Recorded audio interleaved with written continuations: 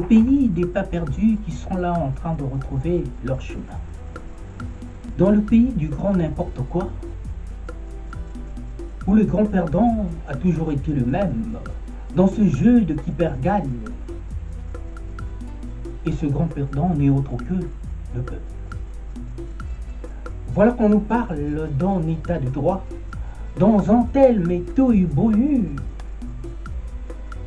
d'une approche aussi spectaculaire que maladroite, où les grands faussaires de la République démocratique du Congo n'attendaient que de voir ce qui allait se passer et ce qu'allait donner le procès à grand spectacle des 100 premiers jours qui mettait là directement en cause le directeur de cabinet du nouveau locataire de la République.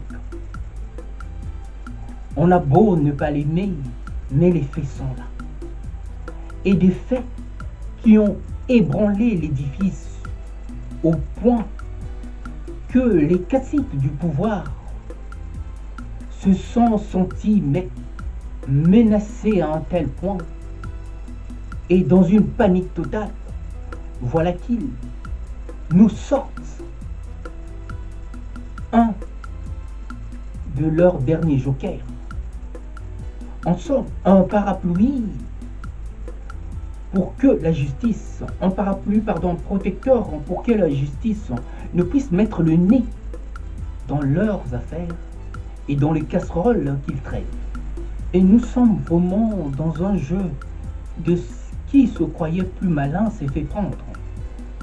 Et dans ce qui leur est reproché, une fois de plus, une démarche de l'impunité qui va, mais largement à l'encontre des valeurs défendues là par la République.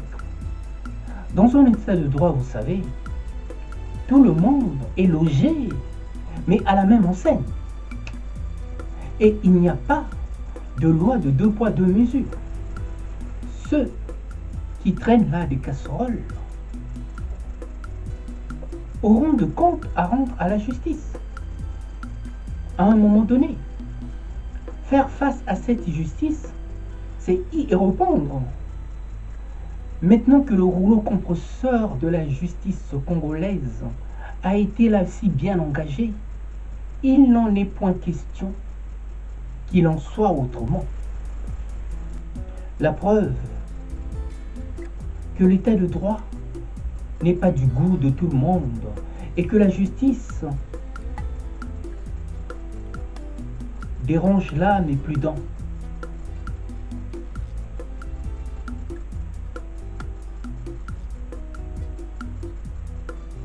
Quelques juges en ont déjà payé le prix fort pour nous avoir quittés brutalement, tout simplement parce qu'ils défendaient cet état de droit.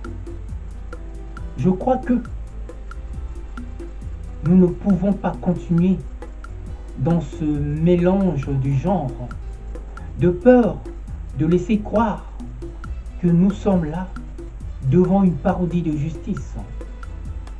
Après tout ce que nous avons connu et nous avons subi, nous sommes en droit de légitime défense. Et nous sommes en droit de tout revendiquer. Et nous sommes en droit de tirer profit de la moindre brèche pour couler le navire système afin de nous libérer de cette emprise et de cette prise en otage qui dure depuis plus de 2 décennies. Nous sommes si différents qu'ils doivent bien le comprendre, que tout le monde ne pense pas comme eux et que nous sommes une multitude d'intelligences qu'ils ne sauraient percevoir, qu'ils ne sauraient imaginer et qu'ils ne sauraient comprendre, mais encore une multitude qui va largement à l'encontre des valeurs et des préceptes philosophiques et politiques qui sont là les leurs. Mais nous ferons tout pour nous sortir de cette impasse.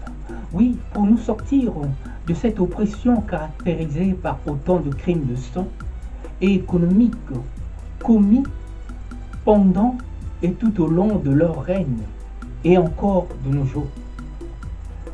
Les signes extérieurs de richesse dans un pays civilisé et dans un état de droit qui n'ont rien à voir avec leur salaire doivent faire l'objet d'une enquête et d'une saisie des biens tant que les explications ne sont pas claires. Il est temps pour le peuple congolais de se prendre en charge avec sa bande d'incorruptibles. Il est temps pour le peuple congolais de mener une fois pour toutes sa révolution et en finir avec ces agressions de toutes parts par ceux qui ne cessent depuis de les manipuler.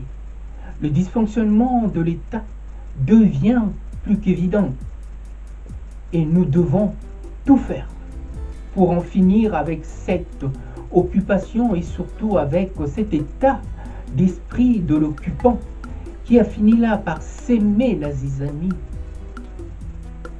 Oui, un tel désordre dans l'esprit de certains Congolais, qu'ils ne croient même plus en eux-mêmes et encore moins en leurs frères et sœurs.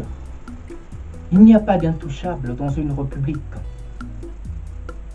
Mais les criminels feront tout pour s'arroger tous les droits.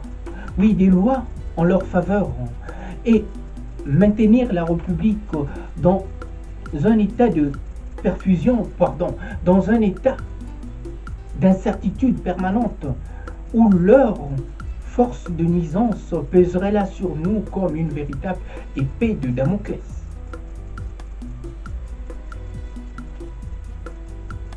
Les têtes doivent tomber et les deux chambres basses que sont le Sénat et le Parlement doivent en payer le prix afin que nous tournions véritablement la page de cette hécatombe qui attend mais nuit à notre développement économique et à notre épanouissement, oui, à l'épanouissement du peuple congolais. La révolution, c'est maintenant et non jamais après. À bon entendeur, salut.